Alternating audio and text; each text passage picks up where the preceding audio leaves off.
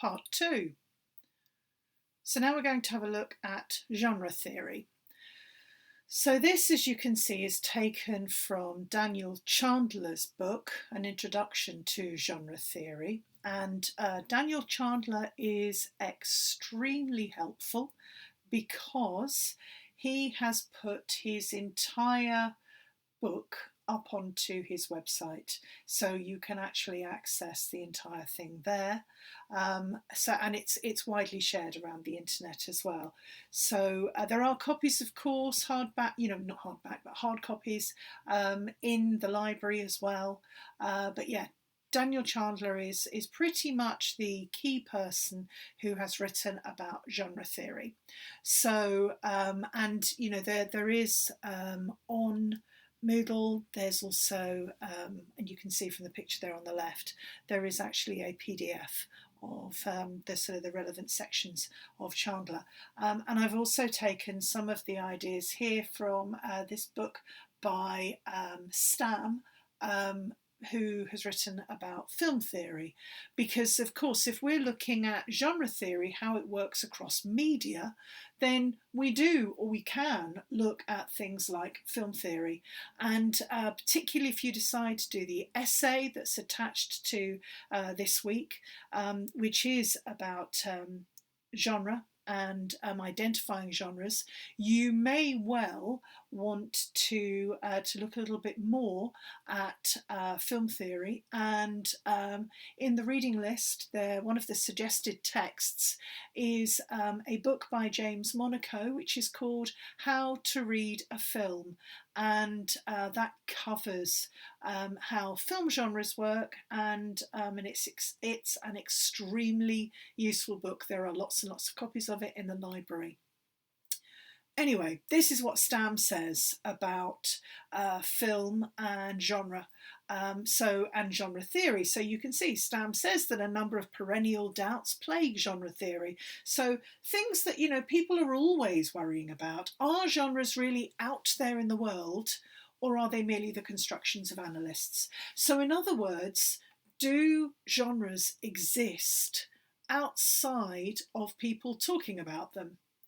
Are they things, objects, if you like, even virtual ones, or are they sort of individual ideas that exist, or have they been constructed by critics and by theorists and scholars?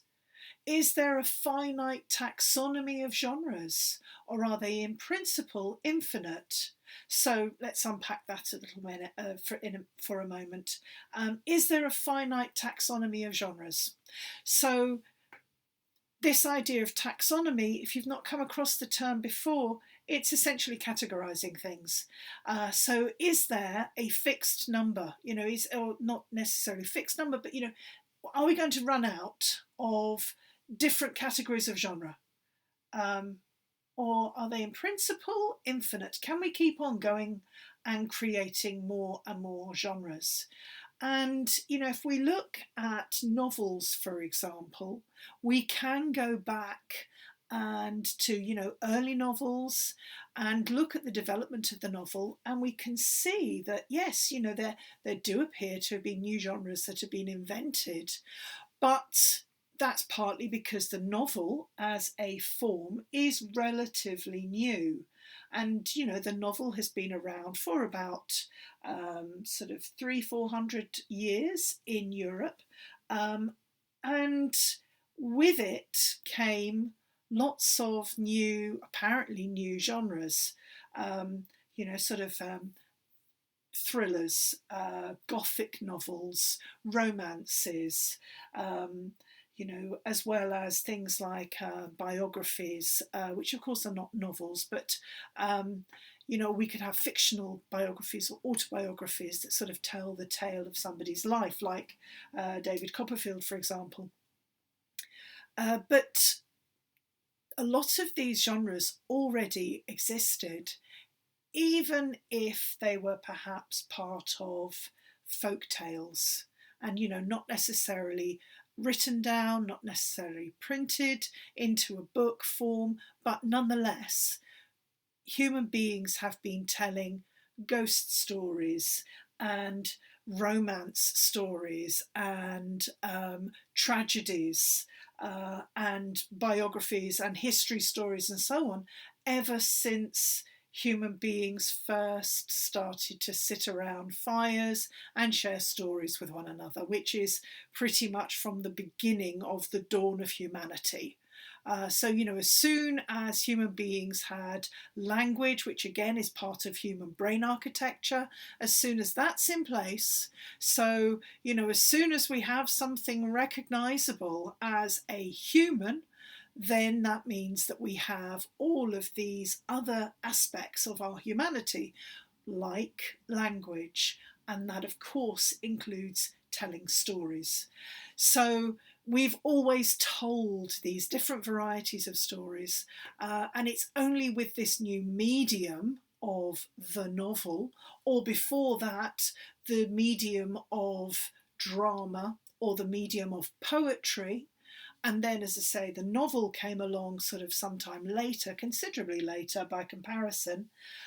Even though we had sort of narratives and we had sort of narrative poetry, and we of course had drama plays that told stories, but the novel as we recognise it, as I say, really doesn't appear until around about the sort of the very late 1600s and certainly into the 1700s, and the arrival of the Industrial Revolution and so on. So the important thing, though, to remember is that the notion of genres, the types of stories that we could tell, were already there. So they might change. We could say perhaps, they didn't have science fiction, perhaps 300 years ago because, science wasn't as sophisticated. But those of you that have read Frankenstein will know that science fiction has existed for quite a long time and is not particularly a new idea.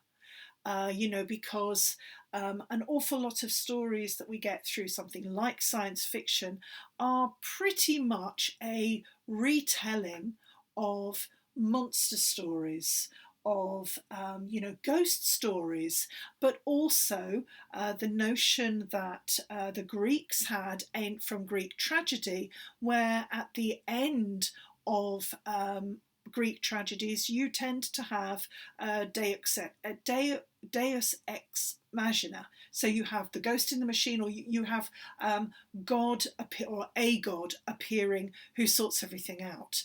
And in many respects, we could say that this notion of something all-powerful that comes along and sorts everything out and sorts out the story and what's going to happen within the plot, the events, we could say that's actually quite similar to notions that we might have of, say, stories about aliens, who arrive perhaps, like the film Arrival, which of course is the only film that I'm aware of that actually has a linguist as a central character.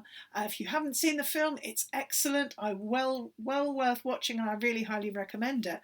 But the important thing there is that the aliens have arrived to tell human beings, to warn them about the future, and also to ask for their help in the future. So, that is not dissimilar to a lot of the ideas that we have from Greek tragedies, where, the gods perhaps want human beings to do certain things which will help the gods and will alter events and so on. So, maybe even those ideas of monsters, of science fiction and so on, maybe it's just a rebranding of lots of ideas that we've already had.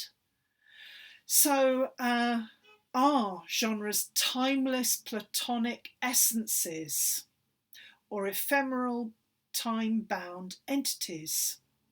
And we'll come on to that notion of what the Platonic ideal and Platonic essences are in a second.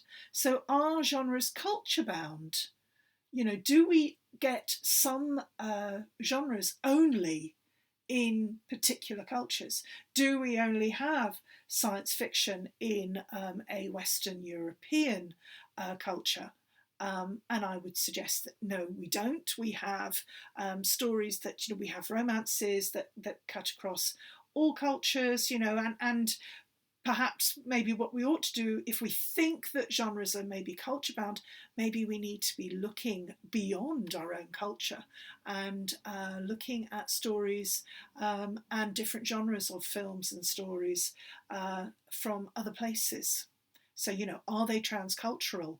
And I personally would suggest that actually genres are very much transcultural, because the types of stories that we tell are a human aspect and not something that is bound to a particular culture. So, should genre analysis be descriptive or proscriptive? So, when we're analysing genre, should we simply describe what we see? Or should we be saying this is what should be within this particular genre and X, Y, and Z are missing? So we could liken that to perhaps how we might approach linguistics and the way that people talk, for example. Should we describe what we see, what we hear around us in the way that people now communicate? Or should we be actually saying that usage of grammar is incorrect? Should we be doing that? Or should we be saying, that's very interesting, that's a difference to what we might have as the sort of the norm and the standard accepted form? We've got a deviation here, and isn't that interesting? And you can probably guess, what side I come down on that argument. And, I think if you speak to pretty much anybody within the department, you'll find that we're all very much of the not proscriptive, no, we're not. We are of the descriptive side of the argument. Let's look at what people are actually doing, how people are actually talking to one another, and how they're writing and how they're communicating with one another, instead of saying we've got to follow certain rules all the time. There are lots of different rules depending on what the context is. As we saw last week, looking at register and style, there are certain times and certain places where we need to conform to particular rules, but we can switch those codes a lot of the time. Okay, so let's go back to this idea of this Platonic ideal or Platonic essences. So what are they? So a Platonic ideal, and this cartoon really sort of explains it quite well. So we have there that duck saying, I like Plato's concept of the ideal good. So Plato obviously being an ancient thinker who came up with this concept of the ideal good. So this sort of perfection, that everything in life, whether it's objects or ideas, are imperfect, but they're imperfect copies of an ideal and perfect version. So it tells you there's an ideal good to strive for, even in life's imperfect moments. So essentially what Plato was saying is that somewhere, probably on top of Mount Olympus, where the Greek gods were, there was almost like a giant cupboard, if you can imagine. And inside this giant cupboard were all of the perfect versions of everything. So the perfect versions of love, which is often called a Platonic form of love. And I'm sure you've heard that phrase of, oh, our relationship is just platonic. And that word there, in that context of having a platonic relationship, means that it doesn't have any sexual element to it, that you are friends and that you love one another as friends. So no sexual overtones and tensions and so on. And Plato came up with this idea of sort of perfect love, which would be perhaps almost like the sort of love that a parent might have for a child. So, completely unconditional. And that's sort of a Platonic ideal of love, that it's completely unconditional, that you'll love that person come what may. But as I say, the meaning has sort of changed and a little, and now when we talk about Platonic love, it means a relationship that doesn't have sexual overtones. But if we go back to that cupboard idea, that cabinet, inside there are the perfect versions, according to Plato, of everything. So that includes things like a perfect table. So, for example, when I mention that word table, and if I ask you all to imagine a table, you will all be imagining different versions of tables. And some of you may be imagining a desk, perhaps, that you're sitting at. Others may be thinking of a dining room table. You may be thinking of a giant oak table, or a small side table, or a picnic table. You know, we could talk about tables for a long time. The point being is that there are as many different versions of tables, almost, as definitely more than there are of you listening to this. And you will all be thinking of different versions of tables. But we all still know what that word means, and we know what a table is. Even if some might have 3 legs, some might have 4, and and so on, increasing in size. The point being, we know what a table is. That suggests, with Plato's idea, that somewhere there is this ideal version, that's the thing that we all have. And that includes these abstract concepts like love, hate, envy, desire, and so on. These abstract ideas that don't have a sort of a clear, perfect object in front of us. So going back to this duck, in the Platonic ideal of this moment, you'd be smiling as you listened to me. And then the guy there with the extremely large eyes, in my Platonic ideal of this moment, you're not here. So yeah, to make the moment for each of those characters, to make it perfect, the other one wouldn't be there and wouldn't be making them think about these things. So if we have Platonic ideals, can we have them for genres? Can we have a perfect prescriptive idea of a genre? So can we have a perfect horror story? So this short horror story, I think it appeared on maybe not Twitter, or it might have done as an image. It may well have been on Tumblr or possibly Instagram, but it's written by Justin Cronin, who is a reasonably well-known horror writer, and you can see there that it was part of the Goodreads, which is a terrific website for and app for sort of keeping track of books that you've read, and also getting recommendations for other ones. So they had a horror week, and of course this time of year is the ideal time of year to start thinking of horror stories, not just because it's 2020 and 2020 has been pretty much a horror story, but aside from that, the fact that we're in October and we're on the run up to Halloween, even if that's going to get cancelled this year. So let's have a look at this story. When, late at night, I found my wife weeping at the kitchen table, I asked, "Honey, what's wrong? Why are you crying?"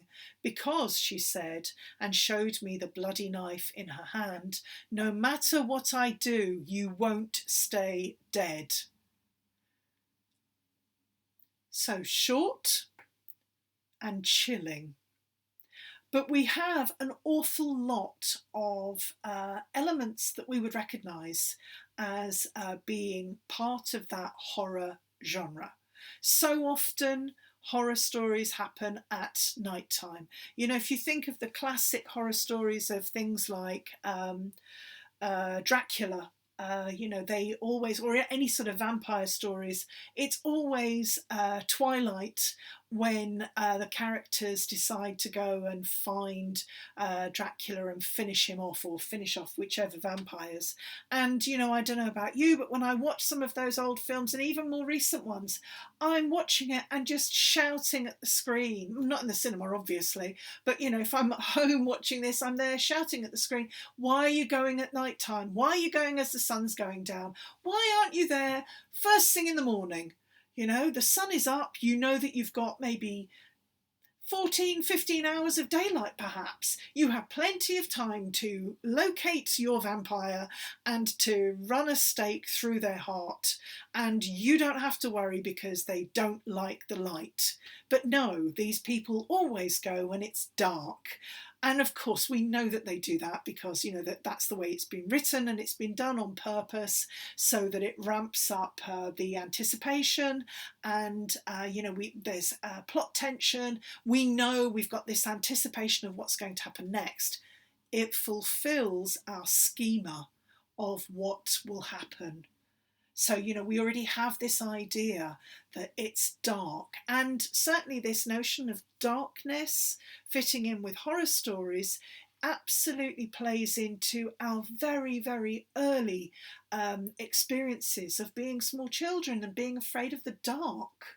You know, because maybe as extremely small children or infants, we perhaps woke up during the night and it was dark and there was nobody there and we didn't know what to do. And, you know, then everything around you suddenly, you know, in the daylight is completely harmless, but in the darkness we don't realize that, you know, the curtains are just curtains, and instead we think that, you know, it's a figure or whatever, and there's something under the bed, and so on and so forth. So these play into our absolute early basic fears of, you know, being alone or not being alone when we ought to be, you know, that there is something there that is malevolent. And then, of course, you know, we could break this down further into how, as horror stories quite often, or this one certainly has, it's told in first person, so we've got some sort of identity being related to straight away. We've got a character, and we might, well, we will identify with that. So when late at night I found my wife, so straight away, you know, we as the reader are aligned with that I. And then, you know, we have the relationship, my wife. So we've straight away worked out, okay, so we have, you know, two people here who are married. And that means that, you know, we've got this relationship of where, you know, if they're married, then that means that presumably at some point they loved one another. And, you know, the wife here is crying. So, of course, you know, we would feel sympathetic and so on. And we've got that changing colour in the text, which flags up the turn of the story. And of course it's changed to red, which then is makes us think of blood, and the red and the black absolutely sort of, you know, those horror colours as well, you know, the darkness and the blood and so on. Okay, so we will have a note, we're going to pause there.